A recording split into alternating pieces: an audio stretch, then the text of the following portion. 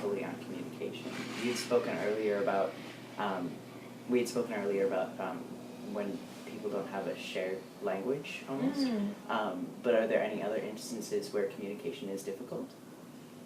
I think the hardest one is just where there's not mutual respect or the other person can't see you as a person. So it's not so much in this role, but in a different community centre I was working there. I was quite a bit younger, and there was a lot of older men who were living rough and didn't have much contact with different genders, basically.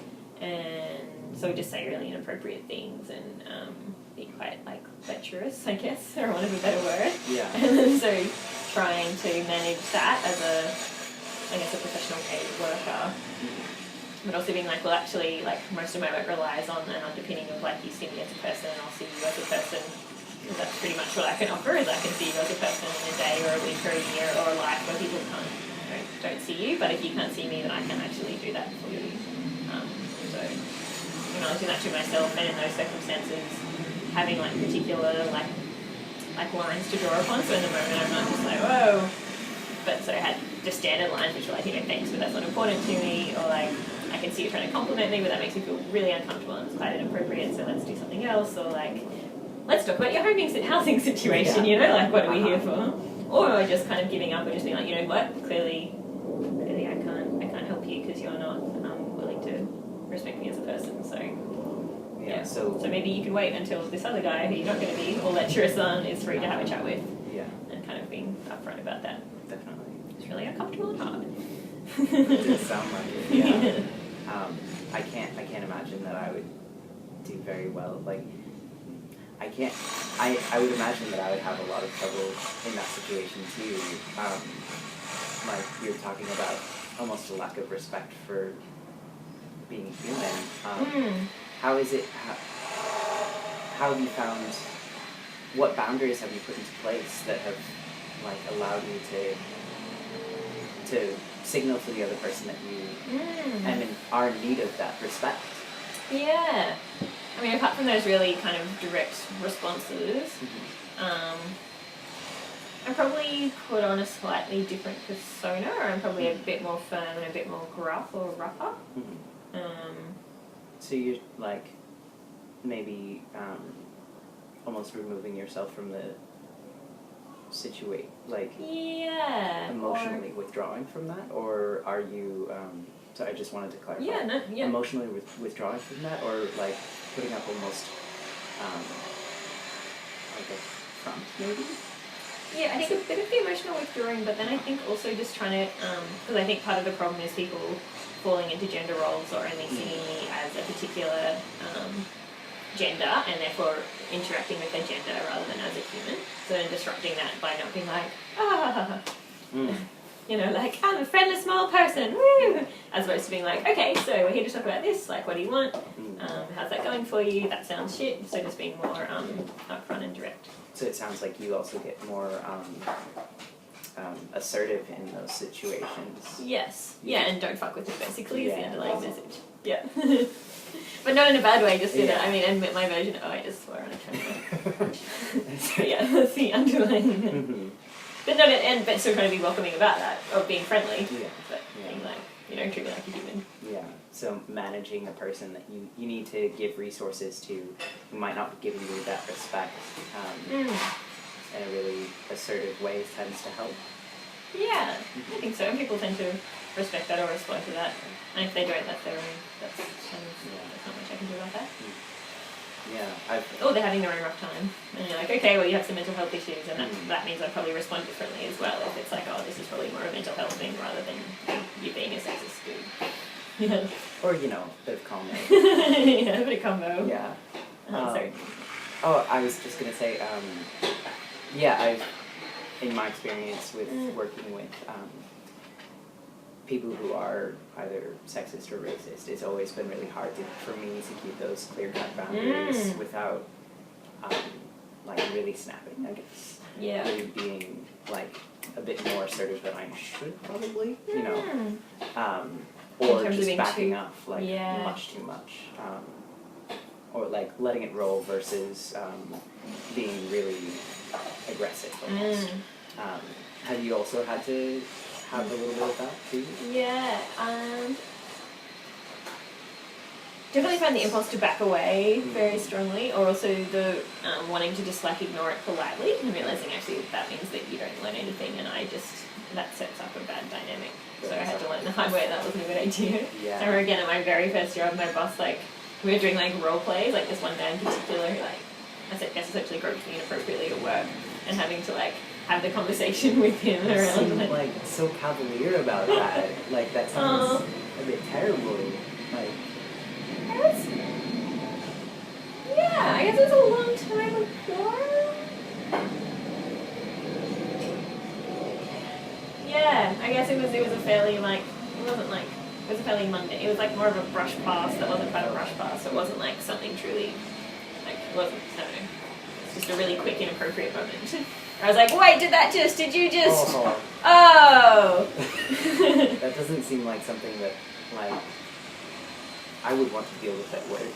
No, that was not ideal. Did not like that job very much. No. But then you're having to practice, like, how do you call someone up on that and be like, dude, that wasn't okay, you can't do that here. Yeah. And that was really, really hard to be able to practice that assertion. So I'm probably err on the more passive side. Historically. So you'd say, like, a large part of your interactions with community and with community centres really draw heavily on making sure you put up those boundaries to lead to good, wholesome communication. Is that? Yeah. And I also wonder about how things like build up, so like getting a key skill and then not thinking about it very much. Or different things. And yeah. Explain more about that. Getting a key skill in so communication? Or, yeah, I guess key communication skills, and then worrying less about it, or if that is being, like, especially for those examples around like managing inappropriate behaviour. Like, I'm probably now much more comfortable and wouldn't confront me as much because I have more standards, like more things that I just automatically say. I have different coping strategies around managing that from the get-go, rather than having someone overstep the boundary and they'd be like, well, the boundary got overcrossed, like, what do I do, or how do I respond, as opposed to making, but then once that's happened a few times, figuring out how to make the boundaries more rigid. Yeah. And then I think there's a lot of stuff of like that, you know, saying like the practicing making people feel included and stuff. I guess that's not hugely conscious at this point. Like a lot of the communication stuff is fairly unconscious at this point, even though I had to work at it really hard in the first few years at work. And I'm probably only noticing it because, like I said, I've only got colleagues now for the first time, and neither of them have worked in this situation before. And they may come up to me like, oh, how did you do that? Or like, what's that about? And I mean, like, do what? What's the thing? And they're like, you should do that really well. And I thought, what do I do? Like, yeah. So if that makes sense, because I just haven't thought about. So the communication skills that you're picking up are starting to become almost inherent. Is that what you're saying? Yeah, and I think then also the line with communication around what's the person and what's something that we've learned and then assimilated, and an uncomfortable moment we have to learn the thing, and then you're conscious that you're doing the thing, but then it just becomes like something that you do automatically. Okay. Yeah, or fairly automatically. Rather than it feeling really uncomfortable and disjointed. Definitely, yeah. And you're like, I must be assertive now. Like, yes, I will make this person feel welcome. Yeah. Is assertiveness something that you've, like, did you grow up as a very assertive person, or? No, not at all. I would Okay. say that it's still my key learning curve. So what has that learning curve looked like? What's, like, what are some things that you've done to grow that assertiveness? Yes, I still wouldn't class myself as particularly assertive, but maybe in the workplace, probably I've, But you do. yeah, just it being okay to share my experience or feelings or how other people's actions affect me.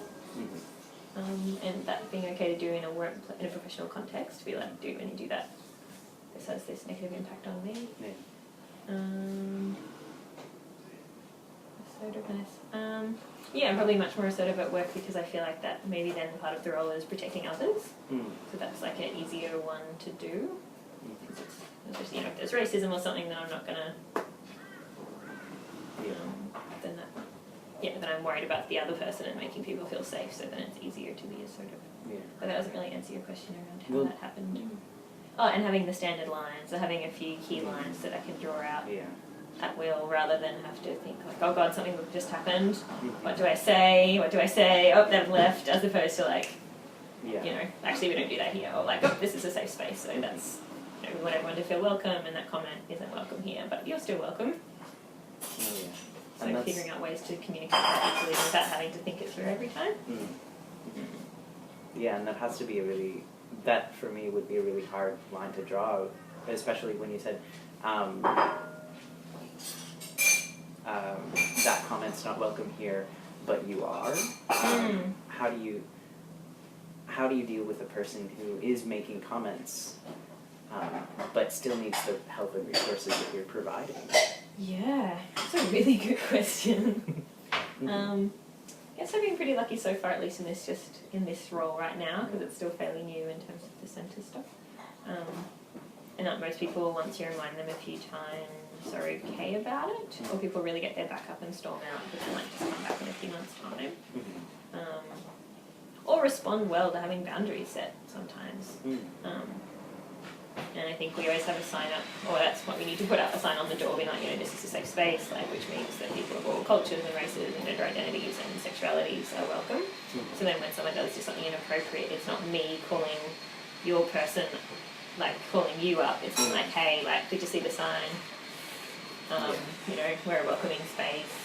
So that behaviour wasn't very welcoming. And I'm hearing it's much more, you're trying to take a much more of that behaviour instead of an attacking, you know, Yes. you as a person. But, Exactly, yeah. Distinguishing between the behaviour and the person. I mean, like, that behaviour's not okay. You as a person. Definitely. Yeah.